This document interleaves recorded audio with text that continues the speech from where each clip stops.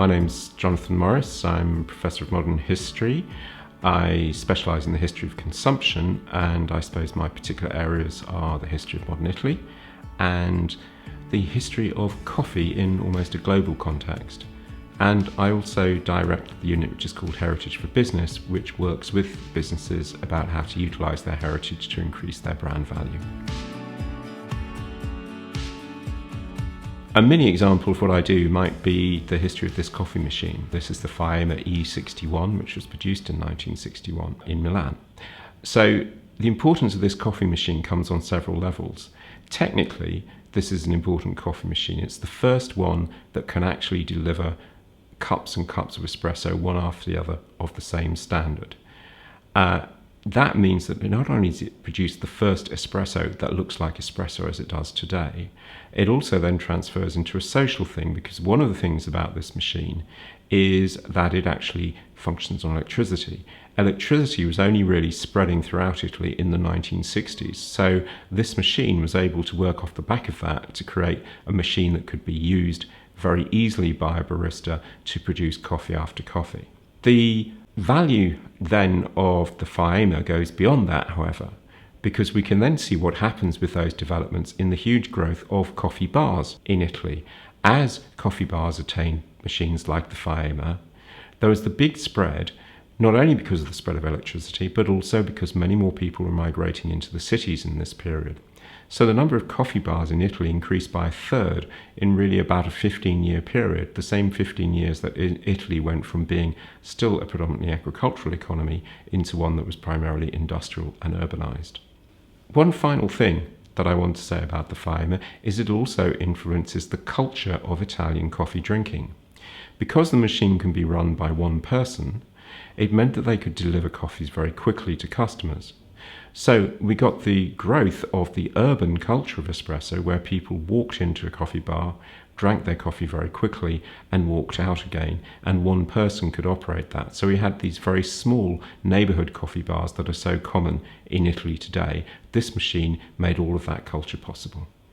And one of the exciting things that I've also done is actually I now work with the Faema company, and we've done quite a lot of presentations about the biography of this machine and helped use the history of this machine to launch an updated version of that machine for the company through the Heritage for Business arm. I now work more on coffee's global history, and indeed I recently wrote this book, Coffee: A Global History. The title says it all. But what I do with the book is try and connect production and consumption across the various periods in which coffee has been around. So coffee started, we first know about coffee in about the 1500s. Its first time, it was basically growing wild in Ethiopia, shipped over to Yemen, and in Yemen coffee became very much an Arabian drink. It's another 200 years before coffee is obtained by the Europeans, who then take it around the world, plant it in places as far apart as Java and Jamaica. So there's this colonial European period in which, unfortunately, the coffee is grown by enslaved peoples on behalf of Europeans in those islands. Then we move to a third period in which coffee is being produced primarily in Latin America, principally in Brazil, expanding very rapidly, causing huge environmental destruction, but also establishing Brazil as the world's leading producer of coffee. And the reason for that is that Brazil is supplying that coffee to the ever-expanding market in the United States. It's not until the 20th century that coffee becomes really a more globalized industry, with coffee becoming an everyday drink across much of Europe and the so-called developed world, and that being met by coffee growing, expanding once more in Asia and Africa, as well as in Latin America. And finally, in the book, I try to connect up what we might call the specialty coffee era, the Starbucks, the latte production, etc., with this new positioning of coffee, less as an everyday drink, more as a kind of a lifestyle object. So that's Coffee: A Global History. What working on coffee's global history has enabled me to do is to engage in the wider debates about decolonization and sustainability, both in academia, but also in context of the industry and indeed the general public.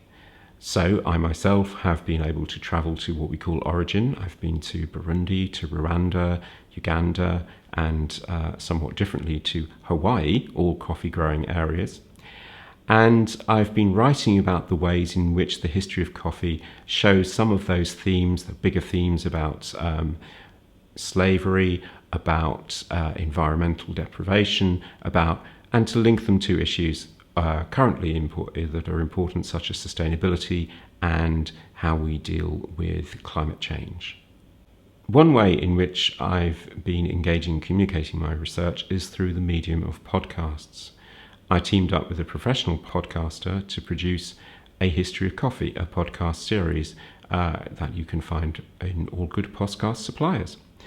As well as podcasts, I've done a wide variety of events, speaking live at coffee festivals and writing in coffee magazines.